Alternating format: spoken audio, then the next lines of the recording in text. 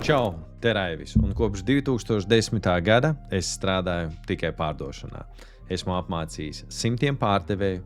Pagājušajā gadā strādājot vienā no lielākajām pasaulē pārdošanas apmācību kompānijām, es savācu tuvu 1 miljonam darījumos. Un tagad es būvēju pārdošanas sistēmas uzņēmumiem tepat Eiropā un arī Amerikā. Un šodien es izdarīšu kaut ko tādu, ko es jau gribēju izdarīt pirms gada, kad es sāku aktīvi trenēt, rakstīt iekšā savus YouTube video. Un tas ir apskatīt reālus zvanus, kurus veids pārdevēji tepat Latvijā, lai parādītu jums, kā tas reāli notiek. Un īpaši pārdevējiem un uzņēmumu vadītājiem, lai jūs saprotat, kur potenciāli aug kājas tām pasakām, kuras jums stāsta pārdevēji, un ne tikai pasakām, kur aug kājas jūsu rezultātiem. Es atklāšu, un es izstāstīšu godīgi. Es godīgi sakot, negribēju filmēt šāda veida saturu. Kāpēc? Tāpēc, ka visiem ir kļūdas, visiem ir lietas, ko var uzlabot, ir kur tiekties un ko darīt. Un arī manā uzņēmuma procesos visur ir ko uzlabot. Bet es nevaru vienkārši to turēt. Un, šis bija arī ienākošais pieteikums man, un es vienkārši gribu padalīties. Tāpēc es ļoti ceru, ka neviens neapvainosies. Šis ir treniņu nolūkos, bet šodien reāls ienākošais e-pasts, īstenībā vairāk e-pasti, reālas sarunas un maza analīze par to, ko mēs redzējām, kas tur notiek un ko darīt savādāk. Tātad šodien jūs dzirdēsiet vairākas sarunas par to, kā es runāju ar pārdevēju, kurš zvanīja man. Jūs redzēsiet reālus e-pastus, kurus man atsūtīja, un es arī iedošu savu analīzi ar 1, 2, 3, varbūt vairākām lietām, ko potenciāli uzlabot. Kāpēc es šo daru? Ne tāpēc, lai pazemotu šo cilvēku, ar ko es runāju, vai uzņēmumu, bet tāpēc, lai tu varētu darīt labāk un savādāk, un lai tavs uzņēmums attīstītos. Ja? Tāpēc nevilksim vairs garumā, slēdzam iekšā video un skatāmies. Tā, sāksim ar reālām sarunām, bet pirms mēs ķeramies klāt sarunām, apskatāmies, kā tad īsti es nonācu līdz šai potenciālai sarunai. Un te mani uzrunā augstais e-pasts, kurš patīkami ienāk manā inboxā, nevis spamā, un man raksta uzņēmējs: sveicināts Raivī, ikdienā mēs darām XY, tā ikdienā novērojam, ka uzņēmējiem ir reklāmas un dažas sociālo tīklu aktivitātes, taču trūkst vienotas pieejas, kā sistemātiski piesaistīt jaunus klientus un attīstīt pārdošanu. Forši, ka viņi dalās ar saviem novērojumiem. Mēs palīdzam uzņēmumiem veidot tieši tādu pašu pieeju, apvienojot B2B e-pasta kampaņas, kas ir forši, kad viņi iet ar to pašu, ko viņi piedāvā saviem klientiem, reklāmas te un tur, pielāgoti landing lapas. Šeit man gan ir jāzina, ko tas nozīmē. Varbūt ne visi zina, šeit varētu būt latvisks paskaidrojums, lai kanāli strādātu vienā virzienā un nestu kvalitatīvākus kontaktus gan B2B, gan B2C segmentā. Mani kontakti neinteresē darījumi, es laikam runātu šeit par outcomu. Mērķis nav tikai aktivitāte vai klikšķi, bet kvalitatīvi pieprasījumi un reālas sarunas ar potenciāliem klientiem. Tas nozīmē, ko? Identificēt pareizo mērķa auditoriju, lēmumu pieņēmējus, plānot komunikāciju, kas veica apvienot vairākus kanālus, un vai jūs būtu gatavi īsai sarunai nākamajā nedēļā, lai saprastu, kā šo pieeju varētu pielāgot arī VEHS manu uzņēmumu nosaukums. Īstenībā, kad es pirmoreiz lasīju šo e-pastu, negribējās atsaukties, un es atsaucos tikai tāpēc, lai paklausīties, kā tad ar mani runās. Daudz tiek runāts par procesu forši, kad sākumā ir nedaudz par viņu pastu kā case study, un pēc tam ir sarežģītas lietas, sarežģīta leņķi un vairāk par to, kas ir klientam. Un es nedomāju, ka kāds nonāk līdz šejienei un arī izlasa, un šī atstarpe šeit baiga liela ir. Respektīvi, tā kā prasītos nedaudz pēc rezultāta, pēc kaut kādām tādām, lai kāds pieminētu tās lietas, kas potenciāli svarīgas man kā lasītājiem. Bet es neesmu copywriteris, tāpēc šo neķidāšu, atsaucos uz e-pastu, un pats svarīgākais - reāls zvans no menedžera, kurš man piezvanīja apmēram pēc 3 stundām, kad bija saņēmis manu e-pastu. Klausamies! Halo, sveiki, es ar Raivi runāju. Jā. Sveicināts, aģentūras zvana.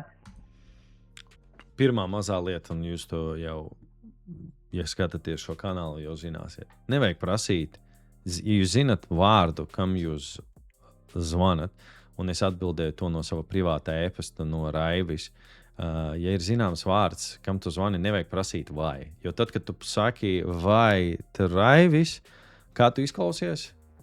Tad tu izklausies kā visi citi pārdevēji, kas zvana uz manam uzņēmumam un man prasa kaut ko. Es sāktu šo sārunu uzreiz, protams, kad ir risks, kad vienkārši pēc šāda iesākuma es sākšu noraidīt. Un šeit jūs radat pretestību sarunā ar mani, jo es sāku identificēt šo zvanu kā vienkārši random augsto zvanu. Bet kam te būtu reāli jānotiek? Te būtu jābūt tekstam, hei, čau, Raivi! Es redzu, ka tu atsaucies uz burtiski pirms pāris stundām atsaucies uz e-pastu par kaut ko no šitā e-pasta. Labāk no pirmās rindiņas. Ja? Uz pavisam citas nots sākam sarunu. Klausamies tālāk. Saņēmām no jums e-pastu, par interesi pakalpojumu mēs bijām jums rakstījuši. Es gribēju apvaicāties par jūsu... Var redzēt, ka viņi izdomā. Viņai nav rakstīts skripts konkrētas lietas, kas viņai ir jāpasaka šajā konkrētajā brīdī, par kādu e-pastu iet runa. Uzņēmumu kopumā. Sakiet, šobrīd būtu brītiņš sarunai nelielai. Atkal saprotu laipnības principi un tā tālāk. Ja man nav laika sarunai, es to noteikti pateikšu. Es ieteiktu turpināt runāt. Jā? Jā. Sakiet, kā vispār jums šobrīd veicās ar reklāmu? Jūs izmantojat kādu pakalpojumu, teiksim, Google vai Meta, vai pagaidām vēl neizmantojat? Esmu reklamējies Facebookā. Un kā līdz šim veicies vispār ir?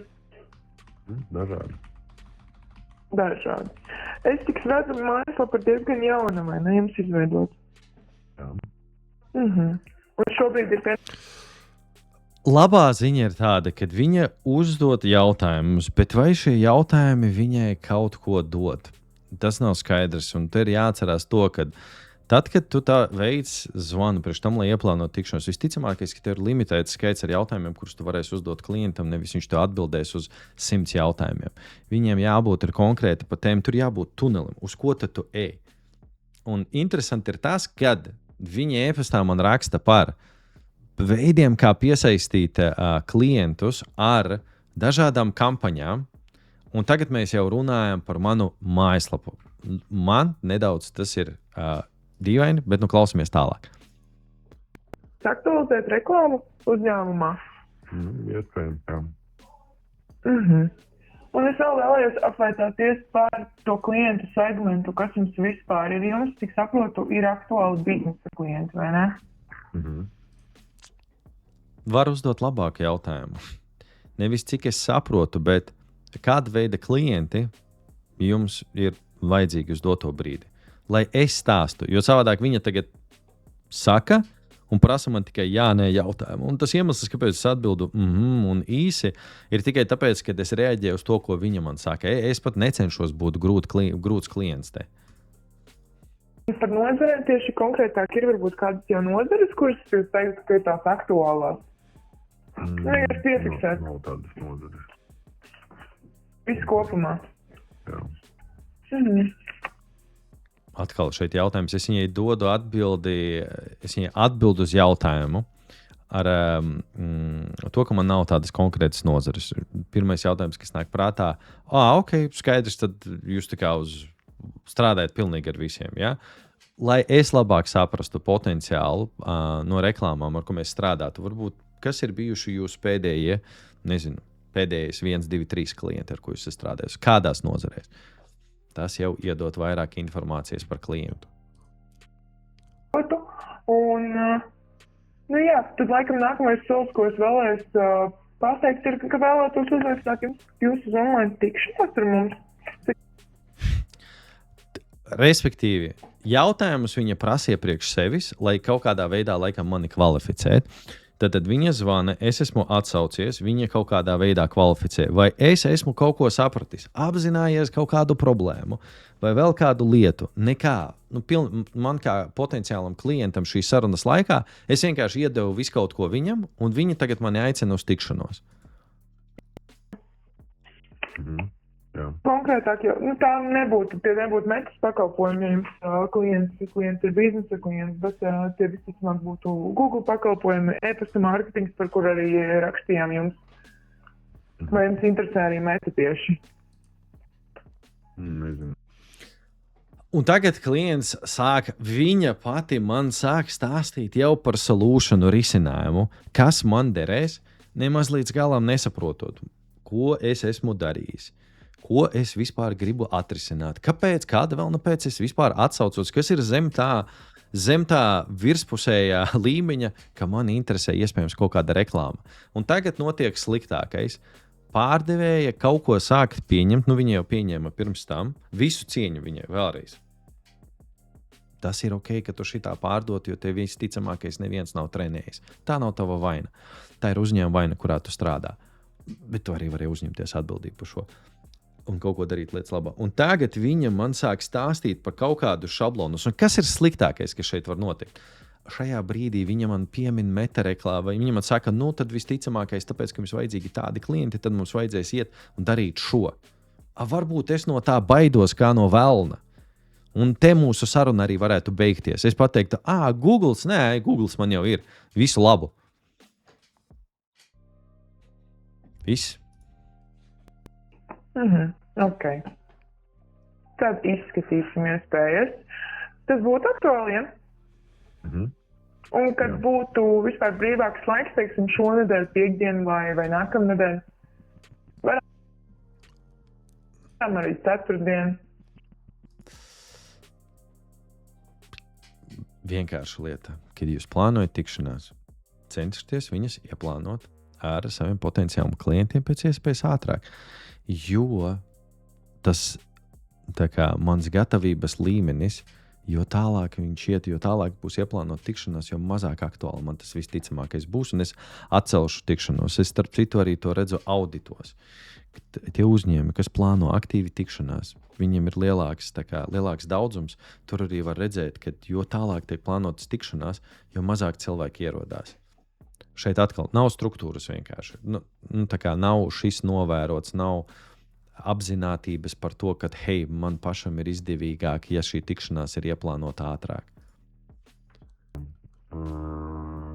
Cik laika mums vajadzēs to tikšanos? Kāda pusstunda, maksimāli 40 minūtes kādas. Bet pusstunda. 4:30. 4:30 ātrāk nav laiciņš.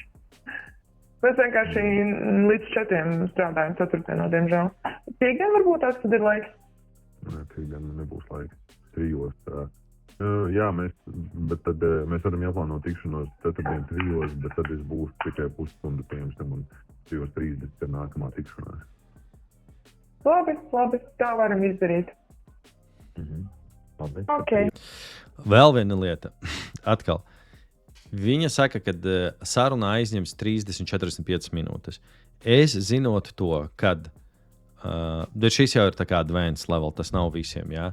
Ja es zinu, ka man parasti darījuma saruna ar klientu aizņem stundu, jā, lai es varētu potenciāli noslēgt darījumu, un klients man piedāvā tikai 30 minūtes sava laika, vai es piekritīšu tam tai tikšanai, visticamākais, ka nē, es centīšos atrast laiku, kad viņš varēs reāli pilnvērtīgi man pieslēgties, lai tā tikšanās nav pusi izcepta. Varbūt šī meitene plāno tikšanos kādam citam, un viņu tas nerūp, bet principā par to būtu jābūt padomāts. Maza lieta nav vissvarīgākā no visa tā, ko mēs dzirdējām. Dēļ jums tas varbūt ir ērtāk pašam. Man dara 4:03. Labi, sarunāt. Es jums nosūtīšu vēl e-pastā uzaicinājumu. Tad arī jūs aktivitēs vienkārši.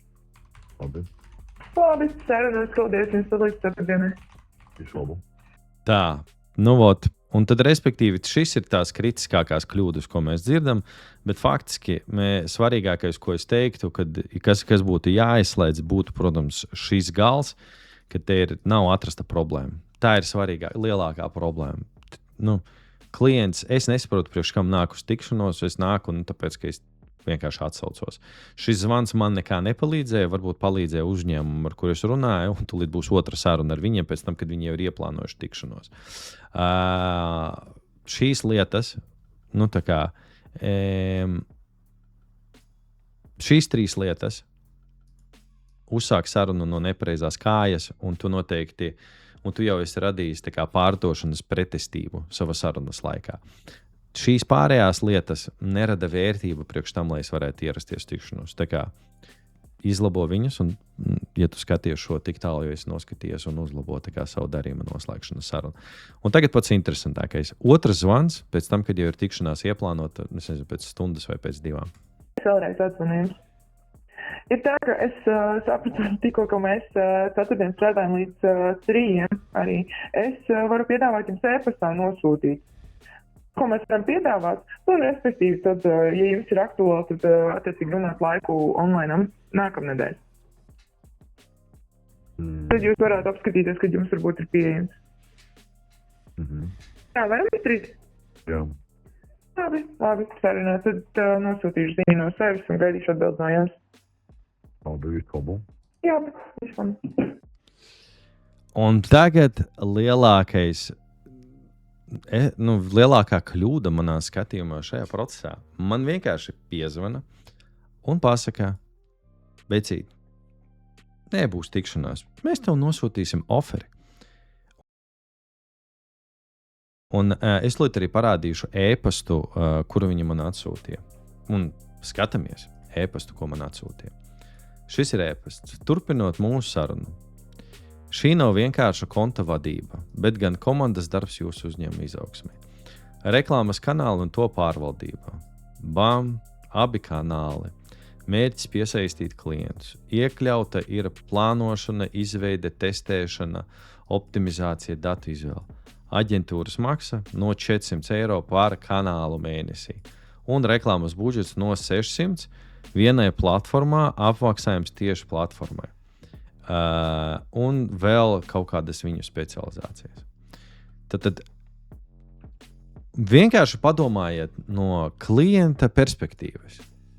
Tātad man ir jājūt, tad balstoties uz pirmo e-pastu un šo 4 minūšu sarunu, kur es kā klients nesapratu neko, un šo e-pastu, kuru man pārdot nevis rezultātus, bet procesus, pārvaldība, aģentūras izmaksas un budžets. Man ir vienkārši jāatbild uz šo e-pastu un jānopērk.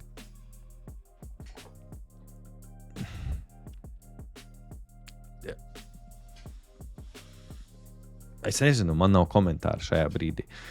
Un šis ir piemērs, kādēļ e-pastu kampaņas, iespējams pēc tādām kampaņām var norakstīt un pateikt, viņas nestrādāja.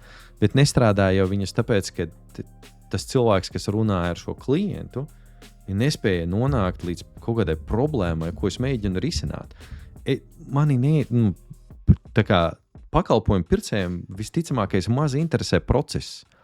Kā jūs to risināsiet? Man interesē manu problēmu risinājums. Vai jums ir zināms, kādas problēmas jūs man risināsiet? Nē. Tieši tāpēc ir jābūt sakarīgam, ir jābūt jautājumiem, kurus tu uzdod klientam sākumā, lai palīdzētu viņam tev izstāstīt par to, kādas viņam ir problēmas, ko viņš mēģina risināt. Un tad tev ir jāieslēdz sava galva, jāsaprot, vai tu šīs problēmas vari risināt un atnākt. Un jāaicina mani uz tikšanos, lai tu man vari to izskaidrot, jo šajā e-pastā neko nevar saprast. Tu tikai stāsti par procesiem un atklāji man cenu. Atklāji man svarīgāko, ko es vispār gribu zināt par šo. Kāda veida klients atnāks tāds, kurš, labi, davai iemetīsim naudu, paskatīsimies, cik tādu reāli būs. Viss šis process, ir uzbūvēts uz, angļu valodā ir tāds termins laydowns, uz klientiem, kuri vienkārši nopirks de jebko. Un es esmu 100% pārliecināts, ka es nezinu, cik e-pastiem pirmajiem atbildēja citi uzņēmumi, ka tur ir zaudēti 10 darījumi. Cerams, ka ne 100. 10 darījumi tie var būt, ņemot vērā viņu čeku 500,000 eiro mēnesī uz uzņēmumu, ja viņi strādā labi, gada laikā tie ir 10,000. Paskaiti, cik ir 10 palaisti garām šādi klienti dēļ tās sarunas. Viss sākās tajā konkrētajā sarunā. Cik klienti neienāca tajā biznesā un cik uzņēma īpašnieks, radītājs ir atstājis naudas uz galda. It kā vienkārši saruna. Lūk, un nākamais solis ir, man likās, ka viņi vispār neatgriezīsies pie manis, bet hei, pēc 9 dienām, pēc 8 dienām, viņi tomēr atsūta man e-pastu. Klau, es gribēju atgādināt, saprotu, ka te ir daudz e-pastu, labprāt ieplānot tikšanos. Ja es būtu viņas vietā, man būtu arī neērti zvanīt, jo mums nekas neizveidojas, nekāds kontakts ar šo pārdevēju. Viņi vienkārši uzdeva jautājumus, nekas nebija. Un man ir skaidra arī pārdevēja pozīcija, kāpēc viņi negrib zvanīt. Viņiem liekas, ka es esmu nekvalificēts potenciāls klients. Vai kur tur tērēt laiku, pirms kam man zvanīt? Es taču viņai neteicu, es taču nebiju excited sarunas laikā, kur es teicu, viss foršais, davai pirkšu. Ja? Lūk, un šeit vēl varēja izglābt šo darījumu. Ja šī saruna jau tagad sāktos no baltas lapas, un kāds man piezvanītu, pateiktu, Klau, Raivi, zini, kā ir sākam pilnīgi no baltas lapas. Es te uzdevu jau pāris jautājumus, bet es gribēju saprast, varbūt vienkārši, kas mudināja vispār atsaukties uz mūsu sākotnēju e-pastu par reklāmām? Ko tu vispār esi jau mēģinājis tā kā darīt pirms tam? Kā tagad piesaistat klientus? Kāpēc tu vispār skaties uz šo virzienu? Un tur arī sāks atklāties problēmas, kāpēc es to gribu darīt. Un tas ir pamats, uz ko ir jābalstās pārdošanai. Ja tu gribi pārvērst skatītājus par darījumiem, ja tu gribi pārvērst domātājus par darījumiem, ja tev viss apmierina, tu esi noskaties tik tālu šo video, cepuri nost. Bet visticamāk, ja tu vēl skaties, tad tu gribi uzlabot pārdošanu savā biznesā. Ašs grafiks vienkārši, lai tu saprastu. Tātad viņu piltuvē šeit ir sekojoši. Augsts zvans, augstais e-pasts, tie, kas atbild, viņi zvana. Tas ir forši, ka viņi neraksta un zvana. Tas ir viņiem plusiņš. Augstais e-pasts forši. Cilvēki noteikti atbild, lai gan tur kopiju varētu uzlabot. Zvans superīgi. Bet nākamais flows ieplānot tikšanos, tad viņu atcelt, lai nosūtītu man e-pastu, tā bija lielākā kļūda visā šajā procesā, atcelt tikšanos un izdomāt, ka man vajag sūtīt e-pastus un tādā veidā mani pārvērst par pircēju. Tas nenotiks. Kādam būtu bijis jābūt šim flowam, ir sekojoši. Kādam ir būtu bijis jābūt šim flowam, ir e-pasts, klients saņem e-pastu, uzreiz zvans, starp citu šeit protips, jo ātrāk tu piezvanīsi, jo labāk. Un ja tu vari piezvanīt zem 5 minūtēm, tad tu esi čempions. Tev vēl paslavēs par to, un ir reāli zinātniski pētījumi, kad speed to lead šeit ietekmē to, kāda būs tava konversija beigās. Par 21 reizi, man liekas, tāds veids pētījums ir, kad, ja tu piezvani 5 minūšu laikā, salīdzinot, pieņemsim, ja tu piezvani starp stundu un 3. Es neatceros precīzi datus, bet tur bija kaut kas līdzīgs. Nākamā lieta. Pēc tam, tad, kad tu zvani klientam, mēs par to jau runājam, es nestāstīšu. Tev jābūt konkrētai skaidrībai, ko tu prasīsi, kāpēc tu prasi. Tev jāzina jautājumi, lai tu kvalificētu to klientu un ieplānot tikšanos. Un tam, kurš atnāk uz tikšanos ar tevi, viņš nepārstāsta tev to pašu, kas ir rakstīts e-pastā. Mēs daram šito un prezentāciju novada. Ja tu tagad 3 minūtes pēc ienākšanas tikšanās vadi prezentāciju, man tev ir sliktas ziņas. Tu visticamākais slēdz maz darījumus. Vai arī, ja tu slēdz daudz darījumus, tad tu tiecies tikai ar tiem, kas ir gatavi tev uzmest naudu, bet tur ir vēl vesels bars ar cilvēkiem, kuriem tu varētu palīdzēt, bet tu nepalīdzi un nepelni naudu nec sev, nec uzņēmumu. Ja? Un tikai tādi, ja tev nav izdevies noslēgt darījumu, reku šīdien tā kā šajos posmos, tu parunājies ar klientu, izlaidi viņu, viņš nenopirka, un tad e-pasti ir tavs backups. Tas ir tavs backups, nezinu, tur 7 e-pasti, nezinu, tur 3-4 nedēļu laikā, kas iespējams atjauno to cilvēku, bet visticamākais tev bija jāizdara savs labais darbiņš šeit un varbūt kaut kādā izsekošanā nedēļas vai 2, lai tu varētu noslēgt darījumu. Lūk. Lūk, tā tam ir jāizskatās. Es ļoti ceru, ka noskatoties šo video, ņemot vērā sarunu analīzi, šī procesa analīzi, tu sadzirdēji kaut kādas svarīgas lietas, kuras tu vari izmainīt savā procesā. Šis ir balstīts uz manu visu pieredzi darbā pārdošanā un to, ko es redzu. Un tas ir tas, ko es ieviešu reāli uzņēmumos, lai viņiem kļūtu labāks darījuma noslēgšanas procents, lai viņiem kļūtu lielāki čeki. Mani pēdējie 2 klienti, ar kuriem es esmu taisījis auditu un pēc tam palīdzējis ieviest šīs lietas pēc audita, viņi ir paaugstinājuši savu vidējo čeku. Un ja arī tev, ja tu šajā visā netiec galā pats kārtībā, vai tu gribi, lai tev kāds palīdz, sazinies.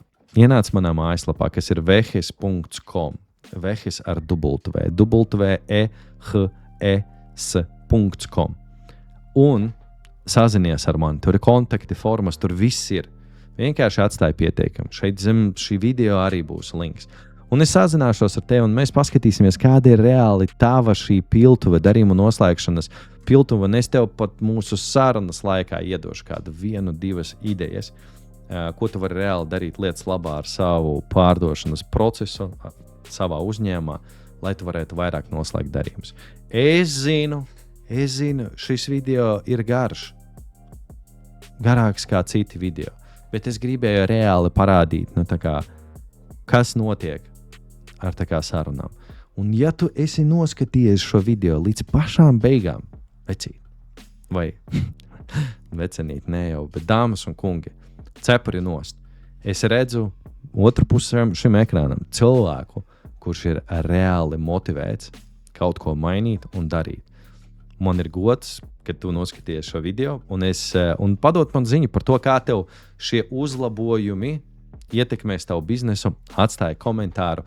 Mans vārds bija Raivis, un mēs ar tevi tiekamies kā jau katru nedēļu, jau veselu gadu šajā YouTube kanālā trešdienās. Katru trešdienu šajā kanālā ir jauns video. Uzspied to subscribe pogu, lai tu nepalaisti garām nākamo video. Čau!